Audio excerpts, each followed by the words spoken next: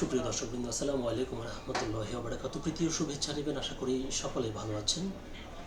একটি চমকপ্রদ খবর প্রকাশিত হয়েছে দৈনিক ইত্তেফাক পত্রিকায়।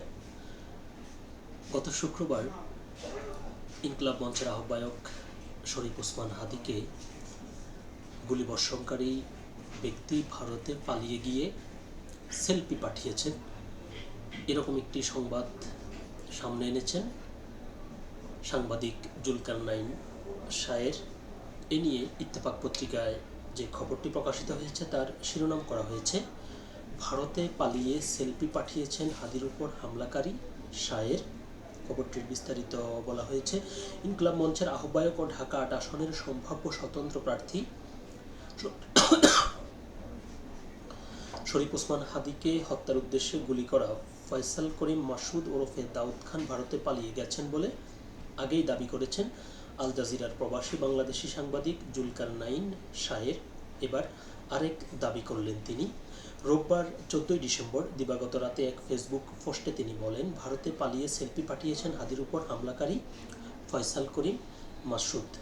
শায়ের লেখেন, ইনকিলাব মঞ্চের সংগঠক ওসমান হাদীকে হত্যার উদ্দেশ্যে গুলি করার ঘটনার সাথে জড়িত শুটার সাবেক ছাত্রলীগ নেতা ফয়সাল করিম মাসুদ ওরফে দাউদ খান এবং তার সহযোগী মোটরবাইক চালক আলমগীর হোসেন গতকাল সন্ধ্যায় 12 ডিসেম্বর ময়মনসিংহের হালুয়াঘাট সীমান্ত পাড়ি দিয়ে ভারতে প্রবেশ করার পর জাহাঙ্গীর কবির নানকের পিএস মোহাম্মদ মাসুদুর রহমান বিপ্লব ফয়সাল করিম মাসুদকে এই ভারতীয় নাম্বারটি জোগাড় করে দেন বলে বিশেষ গোয়েন্দা সূত্রে জানা যায়। পোস্টে তিনি একটি নাম্বারও যোগ করেন।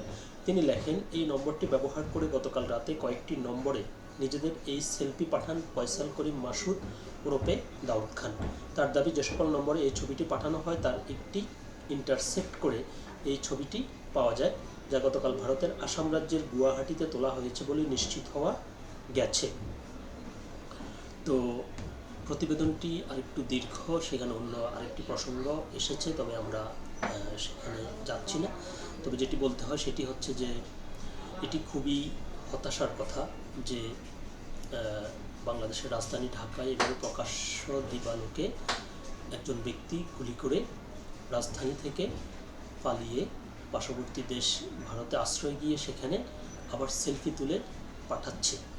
তার মানে হচ্ছে সে নিজেকে কতটা নিরাপদ মনে করছে। এটি অবশ্যই বাংলাদেশ এবং ভারত দু দেশের আইনশৃঙ্খলা রক্ষাকারী বাহিনীর প্রতি এক ধরনের চ্যালেঞ্জ এবং অবজ্ঞা বলা চলে। দেখা যাক দু দেশের আইনশৃঙ্খলা রক্ষাকারী বাহিনী বিষয়টি সামনের দিনগুলোতে কিভাবে পেশ করে। সকল ভালো থাকবেন, সুস্থ থাকবেন। আল্লাহ।